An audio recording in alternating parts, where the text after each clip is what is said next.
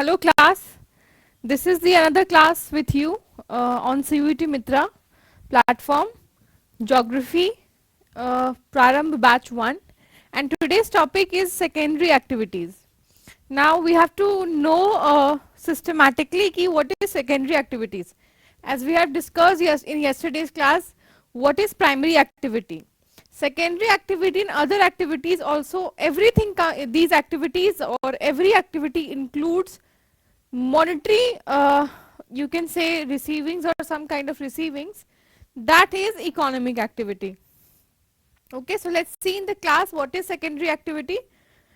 So here we need to understand secondary activity in a very framed manner.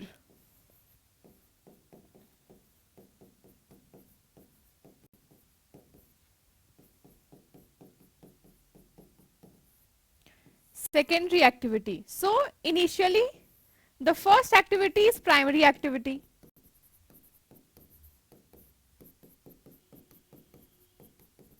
Right, which means it is prime.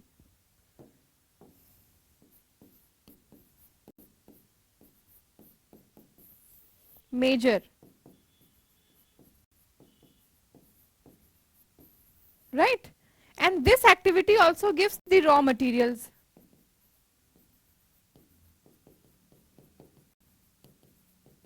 Raw materials to which? To secondary activity. Second means the second stage activity.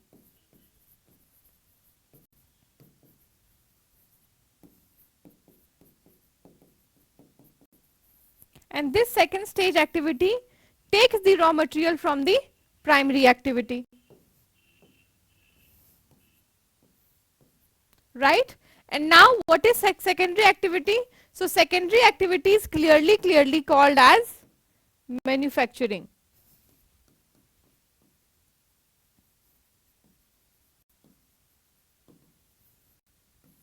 Manufacturing. All right. So manufacturing means adding more value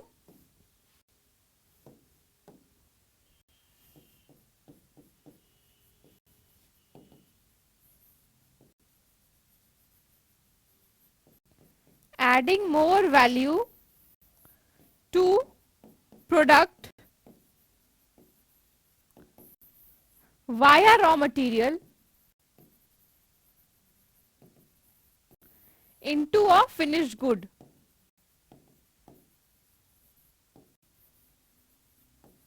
alright, so यहाँ पर जब भी कोई raw material को मोर qualitative बनाया जाता है, यानी कि और उसकी वैल्यू ऐड की जाती है उसमें और उसको वैल्यू एडेड गुड बना दिया जाता है, दैट इज सेकेंडरी एक्टिविटी.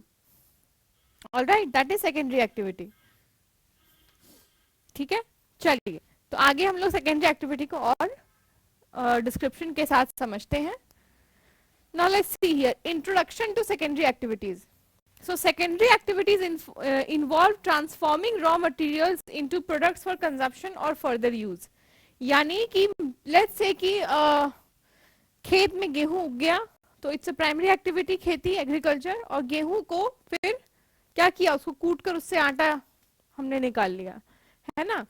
तो वहां पर उसमें एक वैल्यू ऐड हो गया. किसमें? गेहूं से आटे में एक वैल्यू ऐड हो गया. उसके बाद उसी आटे को लेकर किसी ने बिस्किट्स बना लिए, किसी ने उसकी नमकीन मठरी बना दी, ठीक है, और भी कुछ प्रोडक्ट्स बना दिए. तो उसको जब अदर प्रोडक्ट्स बना दिया गया, यानी उनमें और वैल्यू ऐड हो गई, तो उस वैल्यू एडिशन का जो पूरा एक्टिविटी था, उस एक्टिविटी को कहा जाता है सेकेंडरी एक्टिविटी. इस एक्टिविटी में क्या होता है सेकेंडरी एक्टिविटी में? तो सेकेंडरी एक्टिविटी में ऐड होता है वैल्यू प्लस मोर यूजेस. यानी हम गेहूं का इस्तेमाल, पहले क्या दिमाग लगता था, आटा है तो आटे का इस्तेमाल करेंगे, रोटी बना लेंगे, लेकिन और क्या बना सकते हैं? हम ब्रेड बना सकते हैं, हम बिस्किट बना सकते हैं, हम उससे नमकीन बिस्किट बना सकते हैं, है ना. तो इतने सारे यूजेस वहां से निकलकर आ रहे हैं. तो एक तो वैल्यू ऐड होता है, उसका यूजेस जो है वो बढ़ जाता है, प्लस सेकेंडरी एक्टिविटी के बाद जो प्रोडक्ट बनता है उसकी डिमांड जो है वो भी बढ़ जाती है ना. तो यहां पे समझते हैं secondary activities involve transforming raw materials into product for consumption or further uses. ठीक है, These differ from primary activities which involves resource extraction directly from the nature. यहाँ पे नेचर से कुछ भी नहीं निकालते हैं, नेचर से निकले हुए रॉ मटेरियल्स को ही इस्तेमाल करके या उसको ही सिंथेसाइज करके और वैल्यूबल और ह्यूमन यूज या ह्यूमन कंफर्ट यूज प्रोडक्ट्स में कन्वर्ट किया जाता है. Key sectors within secondary activities include manufacturing, construction, energy production, adding value to raw materials. ये सारे सेक्टर्स हैं जो सेकेंडरी एक्टिविटी में इन्वॉल्व होते हैं. मेजर जो है वो मैन्युफैक्चरिंग होता है. The secondary sector is crucial for economic growth. Yes, it is crucial for economic growth, क्योंकि इंडस्ट्रियल रिवॉल्यूशन ने ही तो दुनिया में एक नए तरह के जॉब सिस्टम को बिल्ड किया, क्लास सिस्टम को बिल्ड किया, अर्बनाइजेशन को बिल्ड किया.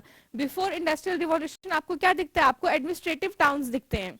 लेकिन इस तरह के शहर जो आज हमें देखने को मिल रहे हैं जहां फैक्ट्रीज लगी, लोग शहरों में पहले क्यों आते थे? फैक्ट्रीज में काम करने. आज भी बहुत सारे लोग माइग्रेट करते हैं. क्यों? क्योंकि उन्हें फैक्ट्रीज में काम करना है ना. तो यहाँ पे फैक्ट्री में काम करने का जो पूरा कॉन्सेप्ट आया है वो आया है इंडस्ट्रियल रिवॉल्यूशन के बाद. तो ये कैसे आया? इंडस्ट्रीज यानी मैन्युफैक्चरिंग के बाद. यही इंडस्ट्रियल रिवॉल्यूशन था जिसने ग्लोबल ट्रांसफॉर्मेशन किया और दुनिया को अर्बन स्पेस और रूरल स्पेस के बीच में एक डिवाइड लाइन दी. दूसरा कि उन्होंने नए तरह के जॉब्स को केटर किया और क्रिएट किया. सेकेंडरी एक्टिविटी क्या है? तो प्राइमरी और टर्शरी एक्टिविटी को सपोर्ट करती है, creating a cycle, economic development में एक साइकिल बनाकर. कैसे इस साइकिल को समझते हैं? तो मान लीजिए ये हमारा प्राइमरी एक्टिविटी हो गया.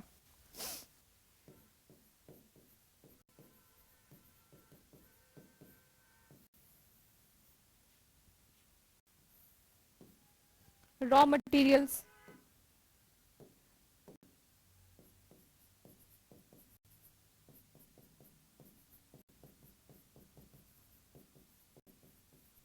ठीक है.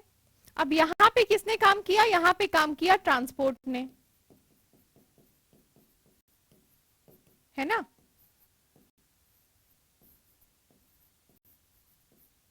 ट्रांसपोर्ट सिस्टम ने काम किया. रॉ मटेरियल्स को कहां पहुंचा दिया? रॉ मटेरियल्स को पहुंचा दिया उन्होंने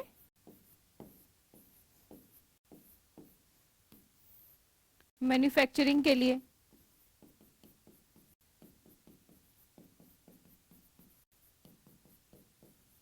ठीक है. अब यहां पे इन्होंने इससे क्या कर लिया?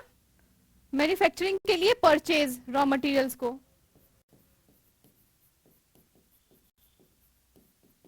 ठीक है. तो प्राइमरी एक्टिविटी में क्या हो गया? Economic profit. ठीक है.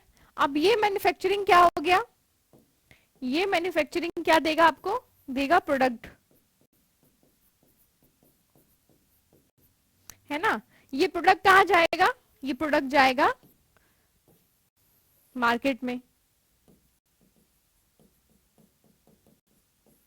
ठीक है. ये मार्केट क्या करेगी? ये मार्केट में कैसे जाएगा प्रोडक्ट? अगेन यहां पे ट्रांसपोर्ट यानी टर्शरी सेक्टर.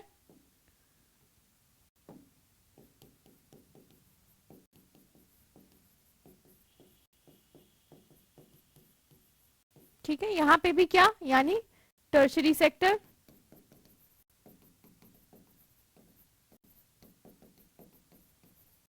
ठीक है. प्रोडक्ट बनाने में क्या आएगा? यहां पे चाहिए क्या? लेबर. तो यहां क्या क्रिएट होगी? जॉब्स. यहां पे भी क्या आ गया? Tertiary sector. Tertiary sector market में जाएगा, मार्केट प्लेस में भी क्या आएंगे? Jobs, services. यहां पे भी क्या आ गया? Tertiary sector.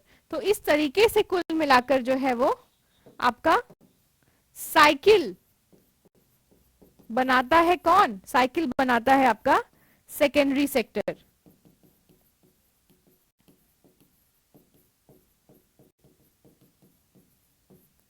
ठीक है. साइकिल कौन बना रहा है? साइकिल बना रहा है सेकेंडरी सेक्टर. तो यही बात वहां पर लिखी गई है कि secondary sector is a cycle between primary and a tertiary sector.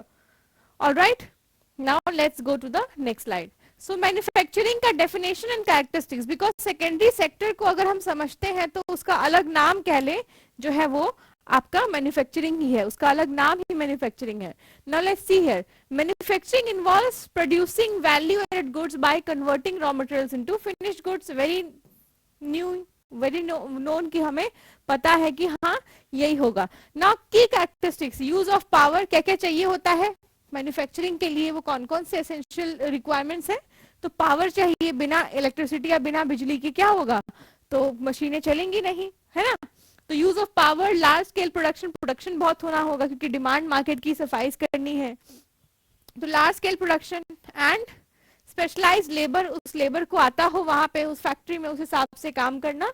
Then usually within factories. तो ये कैरेक्टरिस्टिक्स होती हैं. लार्ज स्केल प्रोडक्शन, वहां पे लेबर जो है वो काफी स्किल्ड होते हैं, है ना, और पावर यूज होता है.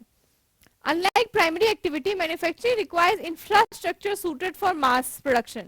प्राइमरी एक्टिविटी इंसान चाहे तो खुद से भी कर सकता है, सब्जियां उगा सकता है, खेती कर सकता है ना. लेकिन सेकेंडरी एक्टिविटी में अगर लार्ज स्केल सेकेंडरी एक्टिविटी है, राइट, सेकेंडरी एक्टिविटी में क्या होगा, तो यहाँ पे मास प्रोडक्शन के लिए इंफ्रास्ट्रक्चर की आवश्यकता होती है, बड़े बड़े फैक्ट्रीज की आवश्यकता होती है, बड़ी बड़ी मशीनों की आवश्यकता होती है. Developing countries see manufacturing as a way to modernize, though adoption varies widely. Developing countries में आज भी आप कह सकते हैं कि मैन्युफैक्चरिंग जो है एक तरह से बहुत ही कम रेट्स पे होता है. एक्सपोर्ट्स और इंपोर्ट ज्यादा है, क्यों, क्योंकि उनके पास बहुत बड़ा इन्वेस्टमेंट और कैपिटल नहीं है मैन्युफैक्चरिंग के की कैरेक्टरिस्टिक्स को फुलफिल करने के लिए. तो डेवलपिंग कंट्रीज आज भी मैन्युफैक्चरिंग में पीछे हैं, मास मैन्युफैक्चरिंग में. जैसे कि इंडिया को अगर हम चाइना से कंपेयर करें इन टर्म्स ऑफ मैन्युफैक्चरिंग, तो हम देखते हैं कि दिवाली की लाइट से लेकर वो जो कैंडल्स आती हैं आजकल एलईडी वाली, सब कुछ कहाँ से आ रहा है, चाइना में मैन्युफैक्चर्ड हो रहा है. हम उसे एक्सपोर्ट कर रहे हैं, हम उसे इंपोर्ट कर रहे हैं, सॉरी. यानी कि हमारी मैन्युफैक्चरिंग कैपेबिलिटीज आज भी उतनी अच्छी और स्ट्रांग नहीं हो पाई हैं क्योंकि हमारे पास बहुत कैपिटल जो है वो इन्वेस्ट करने के लिए नहीं है. तो ये कहीं ना कहीं एक सैड रियलिटी है डेवलपिंग नेशंस का, जहां मैन्युफैक्चरिंग कैपिटल के कमी के कारण जो है वो स्टैब्लिश नहीं हो पाता और सेकेंडरी सेक्टर जो है बहुत एक्सपैंड नहीं करता. हालांकि सरकार की नई नीतियों ने क्या किया है, वो एमएसएमईज यानी माइक्रो स्मॉल और मीडियम एंटरप्राइजेस को बढ़ावा देने के लिए जो है उनकी पॉलिसीज बहुत लिबरल हुई है, रेगुलाइज्ड हुई है. लोन्स के जो ऑफर्स है गवर्नमेंट की तरफ से वो बहुत ज्यादा स्ट्रिक्ट नहीं रहे हैं वो पॉलिसीज में. तो एमएसएमईज के लिए उनके डेवलपमेंट और फ्लरिशिंग के लिए गवर्नमेंट बहुत काम कर रही है. नो डाउट इंडिया में मैन्युफैक्चरिंग बढ़ा भी है. जैसे आपको पता होगा डीआरडीओ जो हमारा एक ऐसा इंस्टीट्यूशन है जो मिसाइल्स बनाता है, उसने बहुत सारे ऐसे मिसाइल्स जो हैं वो अब बनाना शुरू किए हैं जो हमारे इंडिजीनियस मिसाइल्स हैं, है ना, जिसमें से एक तेजस भी है, राइट. तो इस तरह से हम मैन्युफैक्चरिंग सेक्टर में आगे बढ़ रहे हैं. बट अभी हमारी journey I think 50 years back है, जिसको अभी पूरा करने में 50 साल लग सकते हैं. लेकिन जिस तरह इंडिया की इकोनॉमी बढ़ रही है, होपफुल है कि हम अपने मैन्युफैक्चरिंग सेक्टर में भी बहुत अच्छा कर लें. ठीक है. Production systems can be simple और कॉम्प्लेक्स. मैकेनाइजेशन और ऑटोमेशन ग्रोइंग इज इंपॉर्टेंस. यानी प्रोडक्शन पे निर्भर करता है कि आपका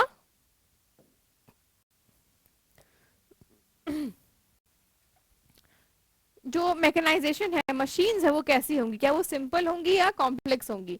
अगर बहुत प्रोडक्शन, जैसे अगर आपको केमिकल्स का करना है ना, तो केमिकल के प्रोडक्शन में क्या होता है, मशीन्स जो है वो बहुत हैवी चाहिए.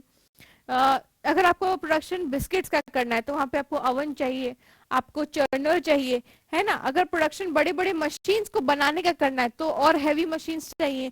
तो वो आपके प्रोडक्शन पे निर्भर करता है कि क्या प्रोडक्ट आप बनाना चाह रहे हैं, क्या प्रोड्यूस करना चाह रहे हैं, और उस हिसाब से आपको कौन सा मशीन चाहिए और किस तरह का कॉम्प्लेक्स सिस्टम चाहिए. ठीक है. Now let's see here modern scale, modern large scale manufacturing features. ये क्या है, तो इसमें स्किल स्पेशलाइजेशन पर ज्यादा जोर दिया गया कि यानी जिस चीज को आपको प्रोड्यूस करना है उसमें आपके पास स्किल्स होना बहुत जरूरी है. वेयर वर्कर्स और machines perform specific task for efficiency.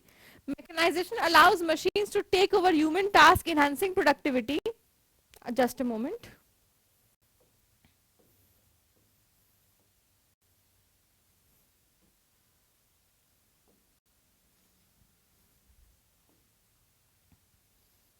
Okay, yes. So it allows machine to take over human task. ये मॉडर्न मशीन जो है इसने ह्यूमन लेबर को बहुत ज्यादा डिक्रीज कर दिया है, जिलेस से आर्टिफिशियल इंटेलिजेंस की तरह, जिसने कि बहुत से ऐसे जॉब्स को जो है वो साइड हटा दिया, because AI is capable of doing all those task at one go and at mass level. तो आपका टाइम बचता है अगर मैकेनाइज हो जाती हैं सिस्टम्स। ऑटोमेशन ये एक टर्म है, इस पे सवाल आपका हो सकता है कि आ जाए।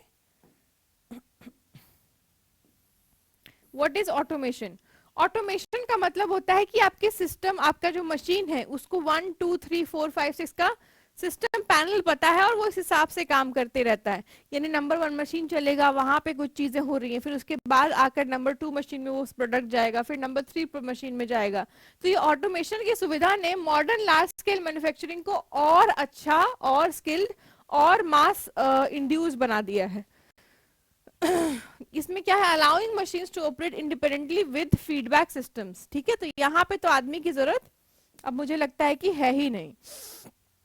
R&D driven innovations improves quality, reduces waste and addresses environmental concerns like pollution।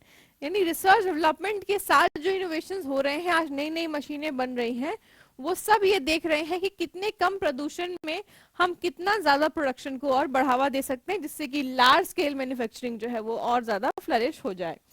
Organizational structures are often bureaucratic with hierarchy for streamlined management. High capital investment is requiring favored government systems, channels and the policies.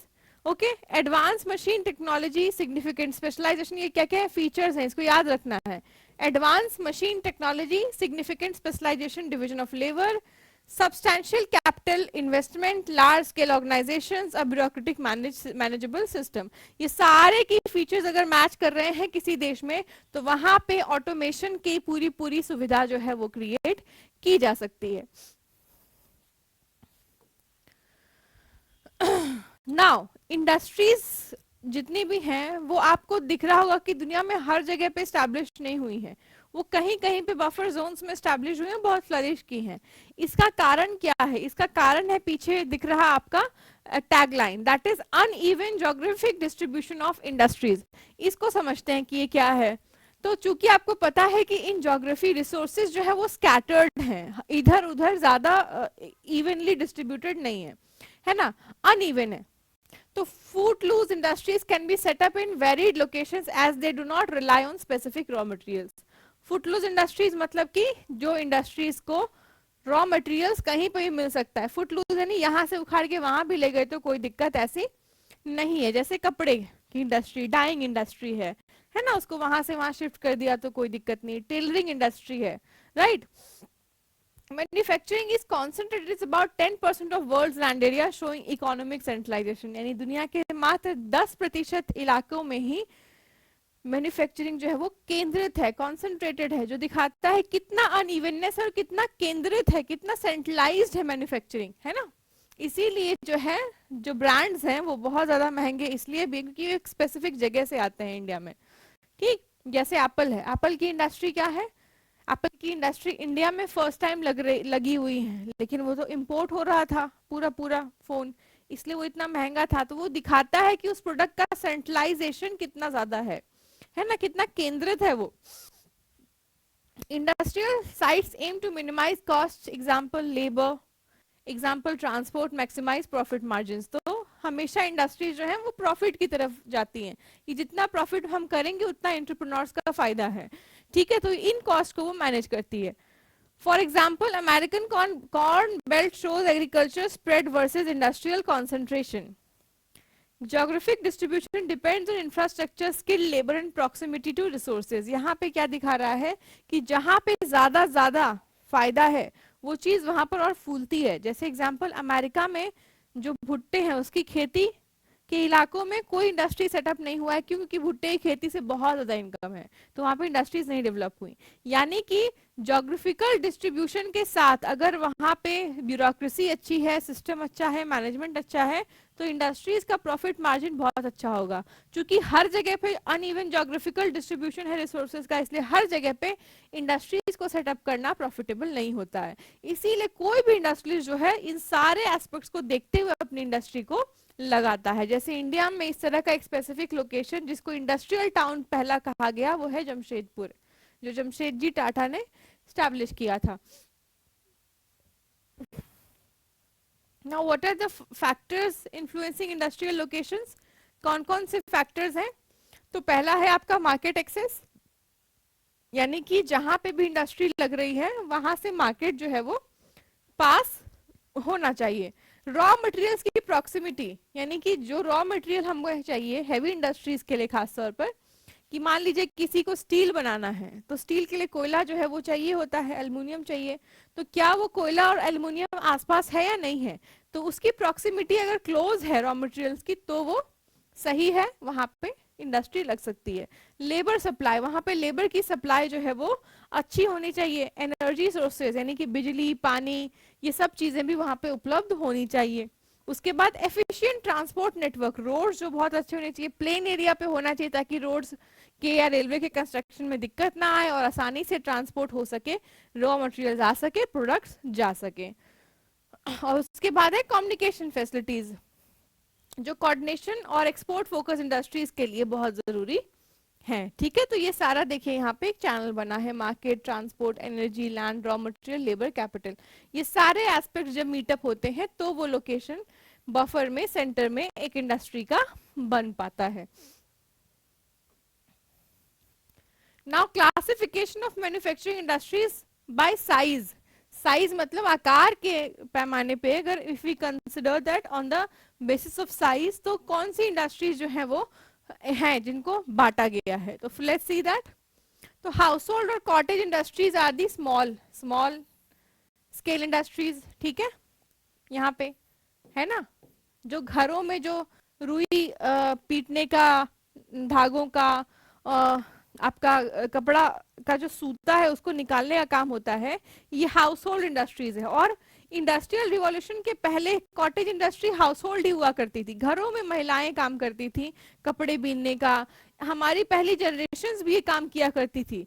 चूंकि production clothes का mass scale पे होना शुरू हो गया, manufacturing होना शुरू हो गया, तो घरों से ये जो कपड़ा बनाने का जो कल्चर था ना वो हट गया और टेलर और प्रोडक्शन और रेडीमेड हाउसेस के पास चला गया। आप दुकानों में जब जाते हो देखते हो रेडीमेड क्लोथ्स, रेडीमेड मतलब आपको बना बनाया कपड़ा मिलता है। लेकिन पहले ये चलन नहीं था, पहले लोग कपड़ा सिलवाते थे या कपड़ा घर में बनवाते थे। तो ये कैसे खत्म हो गया? ये कपड़ा सिलवाने और बनवाने का कल्चर या घर में बनाने का कल्चर, या माओ का स्वेटर बुनने का कल्चर, दादी नानी के स्वेटर बुनने का, मतलब अब की जनरेशन जो है वो उतना, the today generation is a very fast generation, they are working in the service sector.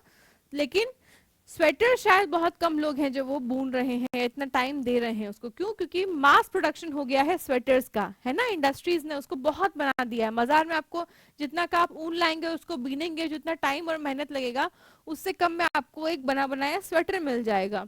तो मास प्रोडक्शन, सस्ता दाम ने क्या किया, सबसे पहले तो हाउस होल्ड इंडस्ट्रीज को मार दिया बहुत हद तक। तो लेकिन फिर भी जो इंडस्ट्री ऐसी चले, जैसे बनारस के हर घर में जो है वो बुनाई होती है, सिल्क के धागे बनते हैं, सिल्क की साड़ियां बनती है, कुर्ते बनते हैं, है ना, छपाई होती है पटना के पास। राजस्थान के भुज में भुजौड़ी प्रिंट्स की साड़ियां निकलती हैं, ब्लॉक प्रिंट्स की साड़ियां जो है वहां पे बनाई जाती हैं, घरचोला की साड़ियां बनाई जाती हैं। तो आज भी जो कॉटन हाउस होल्ड इंडस्ट्रीज है वो फ्लरिश कर रही है स्पेसिफिक लोकेशंस पे, जो कि वहां का उनका कल्चर और ट्रेडिशन का पार्ट है, उनकी इकोनॉमी का भी पार्ट बन गया है। जैसे टेराकोटा जो है वो भी आपके कर्नाटका में देखने को मिलता है, टेराकोटा डॉल्स वहां पे बनती हैं, है ना। बुनकर समुदाय जो है आज भी उड़ीसा, छत्तीसगढ़, झारखंड, बिहार, आपका मध्य प्रदेश में आपको देखने को मिल जाएंगे। तो इस तरीके से बंजारा कम्युनिटीज जो आपका सिरामिक के चीजों को बनाती है, और राजस्थान की कम्युनिटीज जो है वो संगमरमर का काम करती हैं।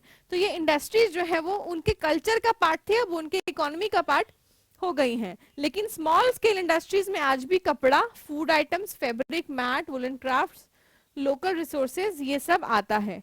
स्मॉल स्केल मैन्युफैक्चरिंग, जिसमें कि छोटी जगहों पर छोटे लोकल लोग काम करते हैं और वहां से फ्लरिश होते हैं। ठीक है, ये मैन्युफैक्चरिंग इंडस्ट्रीज आज भी लेबर इंटेंसिव है, यानी लोग काम करते हैं, बड़ी बड़ी मशीनें काम नहीं करती। यदि लोग काम नहीं करेंगे तो ये जो स्मॉल स्केल इंडस्ट्रीज है इनका अस्तित्व ही खत्म हो जाएगा। The identity of these industries will vanish away.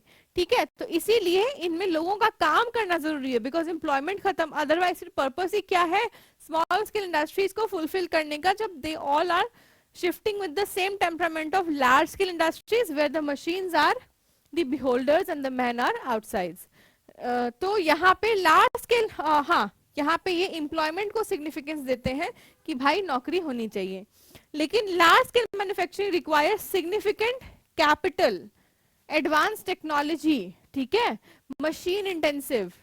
तो यहाँ पर क्या है, ये जो है प्रोडक्शंस बड़े बड़े चीजों का करते हैं, जैसे ऑटोमोबाइल, गाड़ियों का, इलेक्ट्रिक सामानों का, तार, बड़े बड़े स्टील के रॉड्स, ये रिक्वायर करता है स्पेशलाइजेशन इन मशीनरी।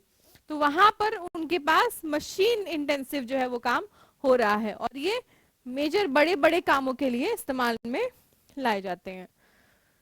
अब हमने साइज में समझ लिया स्मॉल स्केल इंडस्ट्री और लार्ज स्केल इंडस्ट्री। हो सकता है इस पे एमसीक्यू आ जाए कि on the basis of size which two industries are being listed below, listed, तो टिक द करेक्ट आंसर। तो आपको दे दिया जाएगा small scale, large scale industry, medium scale industry, ये 3 दिए जाएंगे। फिर वहां पे लिखा जाएगा आपका कॉटेज इंडस्ट्री। तो इसमें कंफ्यूज नहीं होना है, cottage industry is a part of small scale industry. तो ऑल द 4 आपको इंक्लूड कर देना है, क्योंकि वो उससे सेग्रीगेट करके ही निकाल रहा है।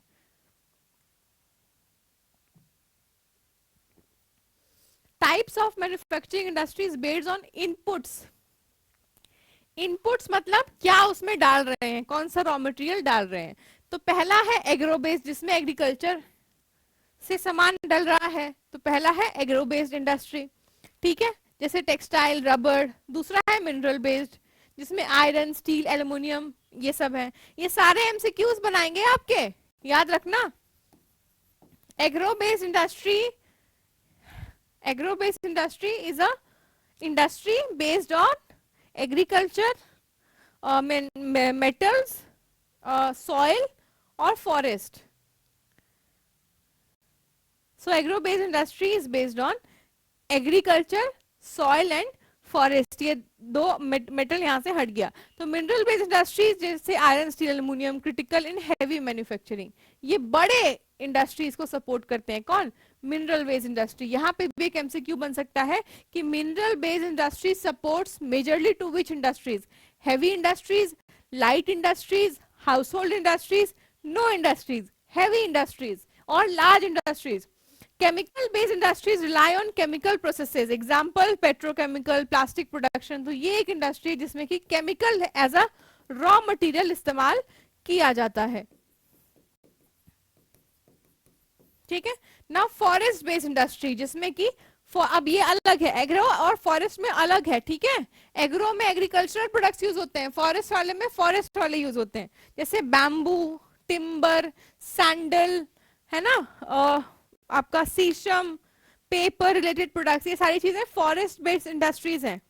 Animal based industries like leather and wool, तो वहां पे ये जो एनिमल बेस्ड इंडस्ट्रीज है वो भी आपके टेक्सटाइल और कंज्यूमर गुड्स का भाग है, जिस ठीक है, तो ये भी आपको याद रखना है। एनिमल बेस्ड इंडस्ट्रीज में एग्रो बेस्ड इंडस्ट्रीज नहीं आएंगी, एग्रो बेस्ड में आएगा आपका डेयरी फार्मिंग, ठीक है, जहां पे जानवर को दूध, अंडे, इन सब चीजों के लिए रियर किया जाता है। एनिमल बेस्ड इंडस्ट्रीज में ये नहीं आएगा, यहाँ पे सिर्फ लेदर और टेक्सटाइल आएंगे, सींग आएगा, उसका दांत आएगा। जो एडिबल आइटम्स नहीं है, जो एडिबल आइटम्स नहीं है वो किस में आएंगे? एनिमल बेस्ड इंडस्ट्री में। ये आपके समझने के लिए बहुत जरूरी है। तो यहाँ पे इनपुट्स पे भी आपके इंडस्ट्रीज के डिविजन्स हैं। सो एग्रो बेस्ड इंडस्ट्रीज, जिसमें कि आपको दिख रहा होगा कॉफी, ऑयल, स्पाइसेस, ये सारी चीजें जो है ये बन रही हैं। यहाँ पे आपको इमेज जो है वो देखने को मिलेगा, आई स्टॉक से लिया है। Activities include canning, cream production and confectioneries.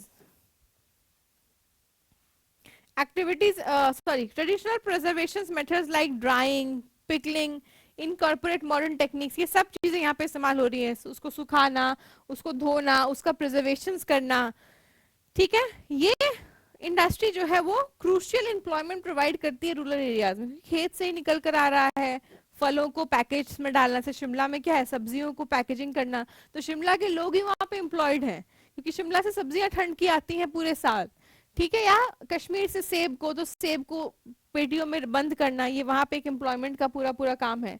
Countries like India, China and Brazil benefit from agro processing both for domestic consumption and for imports, यानी कि ये तीनों देश जो है एग्रीकल्चर प्रोडक्ट्स को खूब इंपोर्ट करते हैं, बिकॉज इनके एग्रीकल्चर जो है वो बहुत अच्छे पैरामीटर्स पे होते हैं। Now mineral based industries, let's see that. ये इंडस्ट्री जो है वो मिनरल, मेटल पे रिलाई करती है, चाहे वो सैंडस्टोन हो, चाहे वो कोल हो, कॉपर हो, है ना, ये सारी चीजों पे रिलाई करती है, बिकॉज इन्हीं बेस्ड इंडस्ट्रीज पे हैवी इंडस्ट्रीज रिलाई कर रही हैं। बड़े बड़े जो इंडस्ट्रीज है, जहाँ बड़े बड़े मशीन्स बन रहे हैं, ट्रेन के डब्बे बन रहे हैं, चक्के बन रहे हैं, ये सारी जो है वो इन्हीं पे रिलाई करते हैं। Like iron, steel, cement, pottery, primary raw materials. Ferrous and non ferrous classification, इसमें ये इंपॉर्टेंट है। मिनरल बेस्ड इंडस्ट्री में यहां से एमसीक्यू आएगा कि क्या डिवाइड करता है, तो डिवाइड करता है कौन सी इंडस्ट्री आयरन यानी फेरस बेस्ड है, कौन सी नॉन फेरस है, ठीक है। तो यहाँ पे एक एमसीक्यू आपका बन सकता है। Now steel is a vital for infrastructure development, transport and other industries. Steel को कहा गया है रीढ़ की हड्डी डेवलपमेंट का, ठीक है, it's spinal cord of development of infrastructure. Infrastructure development के लिए स्टील की आवश्यकता पड़ती है, क्योंकि कंक्रीट बनाना है। तो स्टील की इंडस्ट्री जो है वो मिनरल बेस्ड इंडस्ट्री का सबसे बड़ा मार्केट है। Industries often near locate near mines, क्योंकि माइंस के पास रहते हैं तो ट्रांसपोर्ट कॉस्ट बचता है, बिकॉज हैवी इंडस्ट्रीज का सामान बहुत भारी होता है, तो माइंस के पास रहेंगे तो उनको रॉ मटेरियल मिलता जाएगा। For example cement factories near limestone deposit, steel industries near iron and ore mines, iron ore mines. और यही मिनरल बेस्ड इंडस्ट्री जो है अर्बनाइजेशन और इंडस्ट्रियलाइजेशन का एक बहुत बड़ा की फैक्टर है। Chemical based industries, these industries are petrochemical like plastic, synthetic fibers and pharmaceutical industries. Pharmaceutical industry आपको पता है मेडिकल के फील्ड की सबसे इंपॉर्टेंट इंडस्ट्री है, बिना दवाइयों के हम सरवाइव नहीं कर सकते हैं। अभी आपको पता है कि वैक्सीनेशन जो फाइजर था आपका, या आपका कोविशील्ड था, है ना, या आपका कोवैक्सीन था, ये सारे कहाँ थे, ये केमिकल बेस्ड इंडस्ट्री के ही निकले हुए प्रोडक्ट थे, जो रिसर्च और डेवलपमेंट के लगातार होने के बाद हमारे सामने आए। जिसमें आप एक सीरीज आई है वैक्सीनेशन पे, नाना पाटेकर जी हैं उसमें और कुछ और अभिनेत्रियां हैं, beautifully they have specifically mention कि किस तरीके से इंडिया की जो आपका आईसीएमआर है वो काम कर रहा है दिन रात, और वायरोलॉजी इंस्टीट्यूट पुणे काम कर रहा है दिन रात कि हम अपना खुद का वैक्सीन खुद प्रोड्यूस कर लें, यानी सेल्फ मैन्युफैक्चरिंग करें और पूरी दुनिया को हम समझाएं, ठीक है।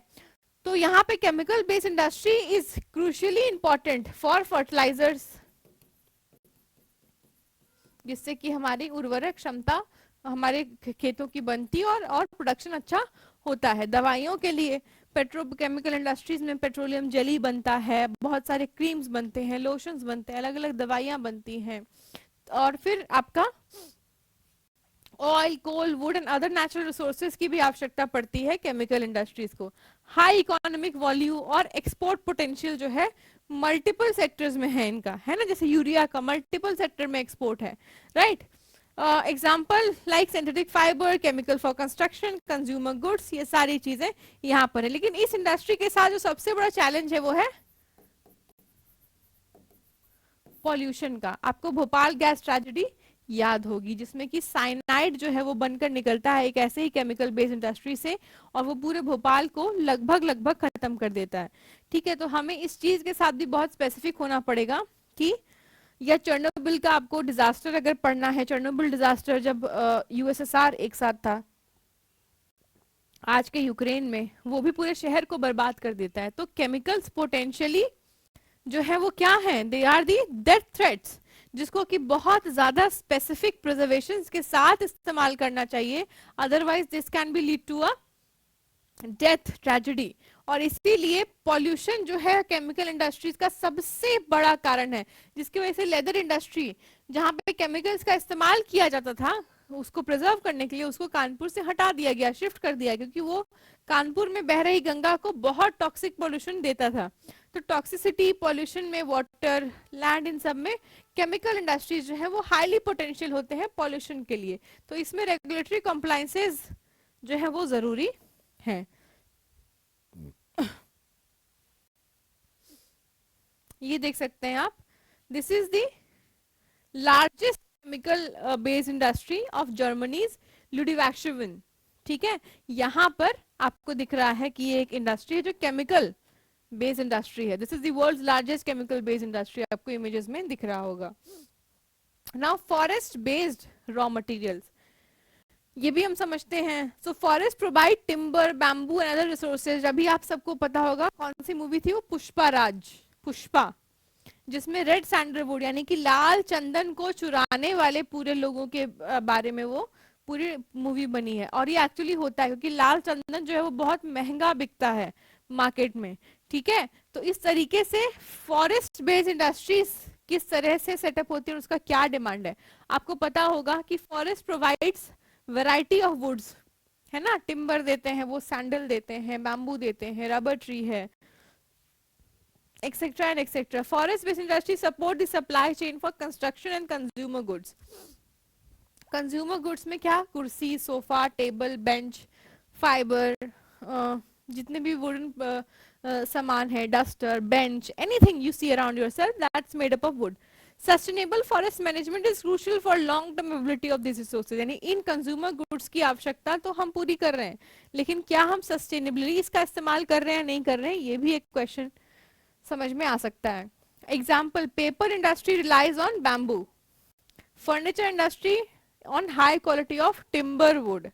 ठीक है, यानी कि जितने भी पेपर्स बनते हैं वो कहाँ से बन रहे हैं, वो बैम्बू ट्री से बन रहा है।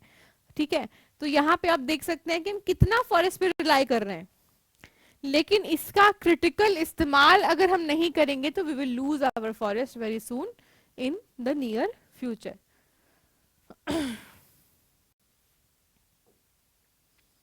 Animal based industries, this is also a very important industry, but before understanding that we forgot one point to discuss, that forest industries actually regulate the life of rural people also.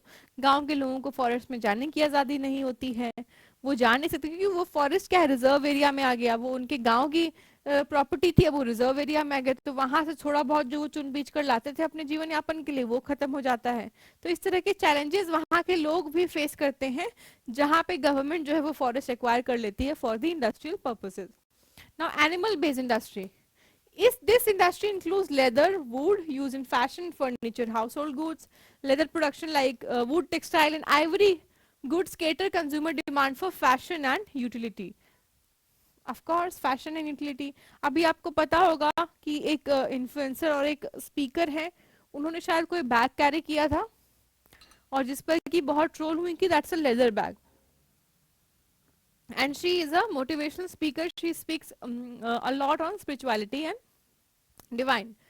तो people troll because leather कहाँ से आ रहा है, वो तो जानवरों को मारकर ही आ रहा है, वहां से ही आ रहा है। तो लेदर एक तरीके से कल्ट हो गया लोगों के बीच में कि फैशन एलिटिज्म का एक कल्ट हो गया। क्यों? क्योंकि वही लोग जानवरों के चमड़े को पहन सकते थे जो कि उसको मेंटेन करने की क्षमता रखते थे। तो ये लेदर कहीं ना कहीं सोसाइटी में क्लास स्टेटस को शो करने लगा, इसीलिए कंज्यूमर डिमांड में ये आने लगा। I feel it's a very vague concept, it's a very poor concept कि किसी के स्टेटस और एलिटिज्म को शोकेस करने का तरीका है that you are wearing leather और नॉट, राइट। तो ये यूटिलिटी में डिमांड में आया, इसीलिए एनिमल बेस्ड इंडस्ट्री में लेदर इंडस्ट्री जो है वो एक फैशन सेंस बन गया। Includes leather shoes, belts, clothing. Importance of fashion and utility depends on animal resources, requires long term supply. यहाँ पे ये जॉब प्रोवाइड करता है लेकिन एथिकल और इन्वायरमेंटल कंसिडरेशन में बहुत पुअर है ये इंडस्ट्री। प्रोटोकॉल्स और पैरामीटर्स को निभाने में, जिसको मैंने ऑलरेडी डिस्कस कर दिया।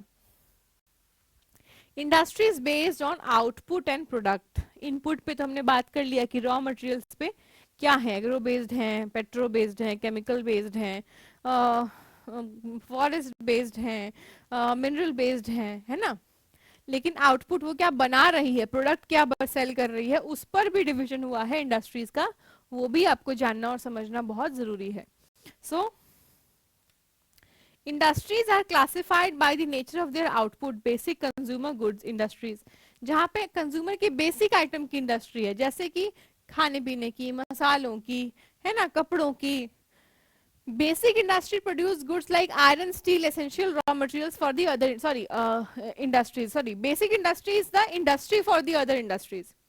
यानी ये वो ढांचा दे देती है जिसकी आवश्यकता अदर इंडस्ट्रीज को है मशीन बनाने के लिए, जैसे कि लोहा प्रोड्यूस कर दिया, कॉपर प्रोड्यूस कर दिया, स्टील प्रोड्यूस कर दिया, धागे प्रोड्यूस कर दिए, राइट। उसके बाद consumer good industries manufacture items for direct use such as bread, soap, toiletries. Consumer good industries यानी वो चीजें जो कंज्यूमर को डायरेक्टली चाहिए, जैसे ब्रेड डायरेक्टली चाहिए, नैपकिन डायरेक्टली चाहिए, टूथपेस्ट डायरेक्टली चाहिए, ब्रश डायरेक्टली चाहिए। तो ये जो इंडस्ट्री है बहुत बड़ा और बहुत डायनेमिक है, ठीक है।